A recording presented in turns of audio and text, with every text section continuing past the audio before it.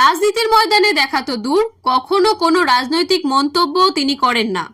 আর সেই রণবীর সিংই কিনা লোকসভা নির্বাচনের আগে মোদি বিরোধী প্রচার করছেন। সত্যি কি তাই? তবে কি রাম মন্দিরের উদ্বোধনী অনুষ্ঠানে ডাক পাননি বলেই এবার বিজেপির বিরুদ্ধে সরব হলেন? সম্প্রতি মনীষ মালহোত্রার ফ্যাশন শো এর জন্য বারাণসীতে গিয়েছিলেন মিস্টার সিং। সেখান থেকেই একটি ভিডিও ভাইরাল হয়েছে, যেখানে রণবীরকে বলতে শোনা যায়, মোদিজি কোনো কোনো ক্ষেত্রে সঠিক, ওর উদ্দেশ্য আমাদের দুঃখ দুর্দশা দূর করা, আমাদের দেশের বেকারত্ব, মূল্যবৃদ্ধি, আমাদের দেশ অন্যায়ের পথে দ্রুত এগোচ্ছে। তবে আমাদের নিজেদের অধিকার বুঝে নিতে হবে, আমাদের নিজেদের বিকাশ এবং ন্যায় চাওয়া বন্ধ করলে হবে না, তাই ভেবেচিন্তে ভোট দিন।